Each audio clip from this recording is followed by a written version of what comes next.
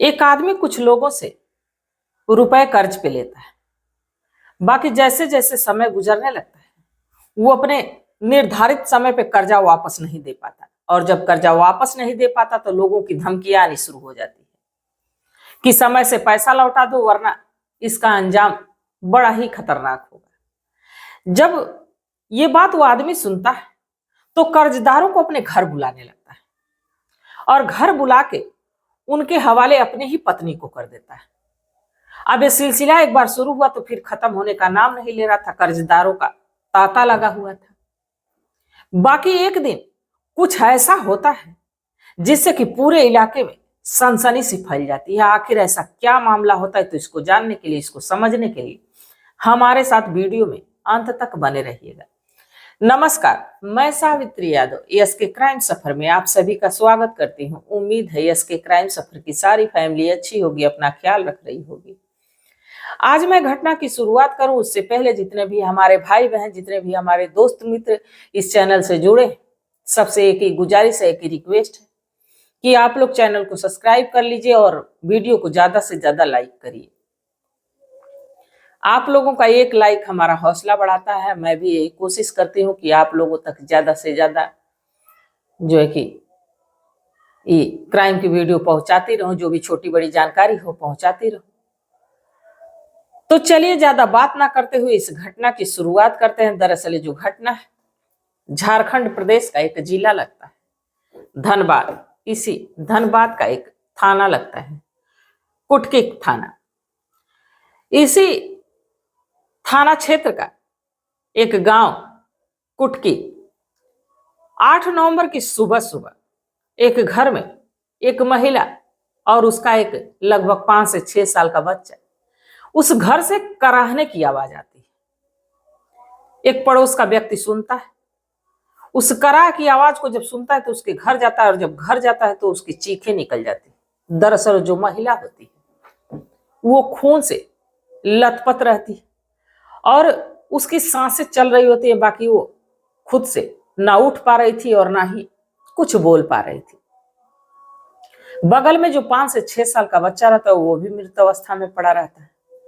अब जब वो आदमी शोर मचाने लगता है तो उस इलाके के जितने आस पड़ोस के लोग, सुबह सुबह का टाइम रहता है, वहां भागते दौड़ते पहुंचते हैं। और जब पहुंचते हैं इस नजारे को देखते हैं तो सभी लोग हैरान हो जाते हैं। आनन फानन में उसे महिला को गाड़ी में डालते हैं और लेके एमएमसी हॉस्पिटल पहुंचते हैं। और जब हॉस्पिटल पहुंचते हैं तो हॉस्पिटल पहुंचते पहुंचते ये औरत दम तोड़ देती। डॉक्टर इसको मृत घोषित कर देते। अब ये जो महिला रहती है इसके परिवार में इसके 6 साल के बेटे के अलावा इसके पति, जिसका नाम ललन पासवान होता है, और जो मृतिका रहती है जिसका नाम मीरा देवी रहता है। अब ललन पासवान को ढूंढा जाना शुरू होता है। ललन पासवान का कोई अता पता नहीं, मोबाइल स्विच ऑफ। अब मीरा देवी के मायके वालों को और ससुराल वालों को भी खबर दी जाती। मायके वाले भागते दौड़ते आते।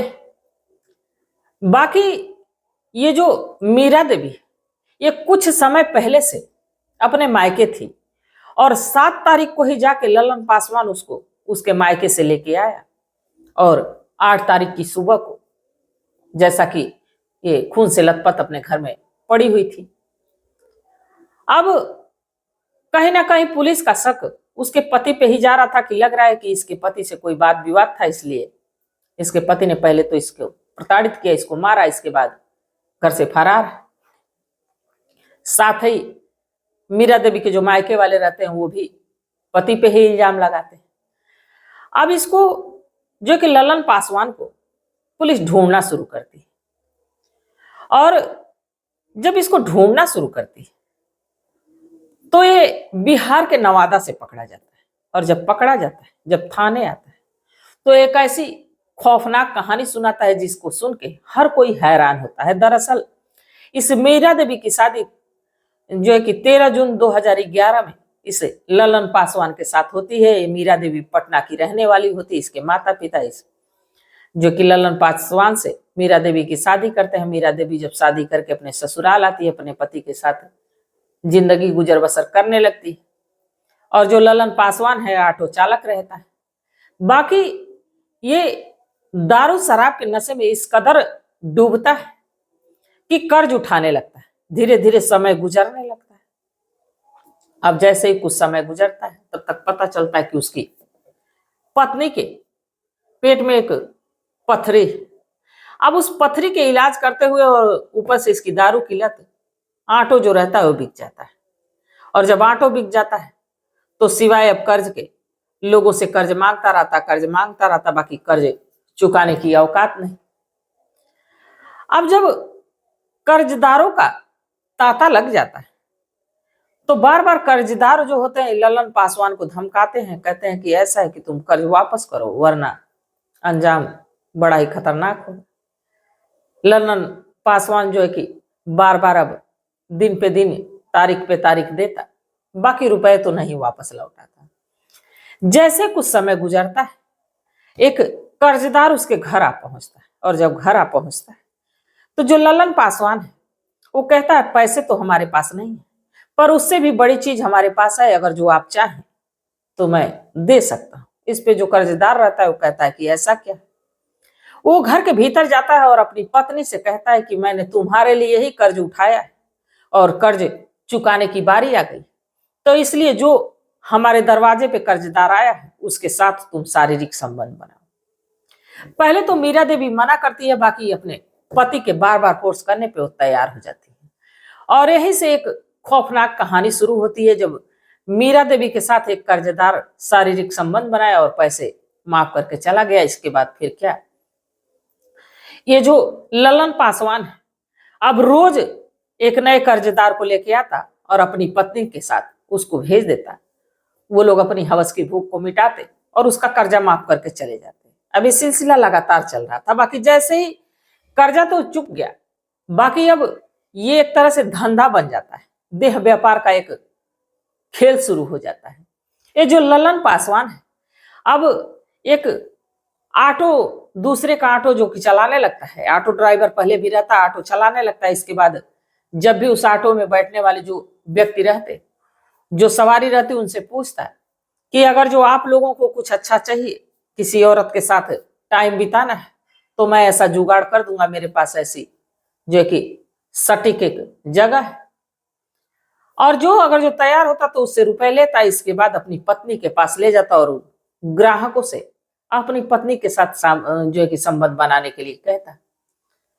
अब ये सिलसिला लगातार चलने लगा और इससे मीरा देवी थक जाती है कि आखिर कितने लोगों से इसने कर्जा लिया कि रोज जो है कि 2 से 4 लोग अब तो आने लगे। अब मीरा देवी इस चीज से उब जाती है, बाकी अब करे तो क्या करे, अपने पति को मना करती, बाकी तो वो मानता नहीं।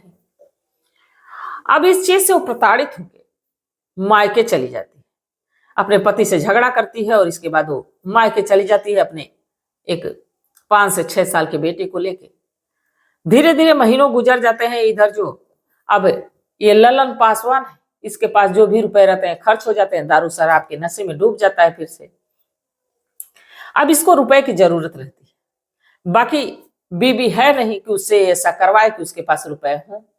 अब इसके लिए मीरा देवी को फोन पे मनाने की कोशिश करता है, बाकी मीरा देवी मानती नहीं है। तो ये खुद ही ललन पासवान पटना जाता है और अपनी पत्नी को मनाता है, और मना के 7 नवंबर को वो वापस अपने घर लेके आता है, यानी कुटकी लेके आता है। और जब लेके आता है तो अपनी पत्नी से कहता है कि ऐसा कि मैं अब कभी तुमको ऐसा करने के लिए नहीं कहूंगा, बाकी कुछ दिनों तक ये काम कर लो, कुछ पैसे हो जाएंगे, मैं एक नया कोई बिजनेस कर लूंगा, इसके बाद मैं तुम्हें नहीं कहूंगा। बाकी इस पे मीरा देवी जो है विरोध करती है। बाकी ये जो ललन पासवान जाता है, दारू पी के आता है, इसके बाद नशे में आता है, उधर से 3-4 लोगों को लेके आता है। अब मीरा देवी के ना चाहते हुए उस रात 7 नवंबर की रात लगातार कई लोग शारीरिक संबंध बनाते हैं। अब मीरा देवी कुछ कर नहीं पा रही थी। इसके बाद जब उन लोगों से संबंध बना लेता है तो जो ये ललन पासवान है अपनी ही पत्नी को मारता पीटता है और बार बार ये कहता है कि तुम अगर जो ऐसा नहीं करोगी तो मैं तुम्हें जीने नहीं दूंगा। इसके बाद उसके प्राइवेट पार्ट्स पे भारी भरकम चीज से चोट पहुंचाता है, उसके पेट पे मारता है, उसके जो है कि प्राइवेट पार्ट के अंदर कुछ ऐसी चीजें डाल देता है जिससे कि उसकी ब्लीडिंग शुरू हो जाती है। इसके बाद ललन पासवान वहां से भाग जाता है, और जब भाग जाता है उस मीरा को उठने तक की ताकत नहीं रहती, और वो जो ललन पासवान भागते भागते अपने बेटे को भी मार के चला जाता है। अब जब सुबह उसके कराहने की आवाज पड़ोस में सुनाई देती है तो पड़ोस के लोग आते हैं और इसको लेके जाते हैं। डॉक्टर जो कहते हैं कि ऐसा है कि इसके शरीर से ज्यादा ब्लीडिंग हुई है, इसलिए इसकी मौत हो गई। अब ललन पासवान जब अपने गुनाह को कबूलता है तो उस पे कई संगीन धाराएं लगा के जेल के सलाखों के पीछे डाल दिया जाता है। अब कानून तय करेगा कि इसको कौन सी सजा मिलेगी, पर क्या कोई पति अपनी ही जीवन संगिनी यानी पत्नी के साथ ऐसा कुछ कर सकता है? और क्या मीरा देवी को समय रहते कुछ अच्छा फैसला करना चाहिए था? उसको अपने शरीर को बचाना चाहिए था, अपने बेटे को लेकर हमेशा के लिए अलग हो जाना चाहिए था? अपनी राय, अपनी सलाह कमेंट सेक्शन में जरूर बताइएगा, क्योंकि आपकी सलाह, आपकी राय बेहद मायने रखती है। तो तब तक आप लोग अपना ख्याल रखिए, अपने परिवार का ख्याल रखिए, बाल बच्चों का ख्याल रखिए। मिलते हैं कल एक नई वीडियो के साथ, तब तक के लिए जय हिंद, जय भारत।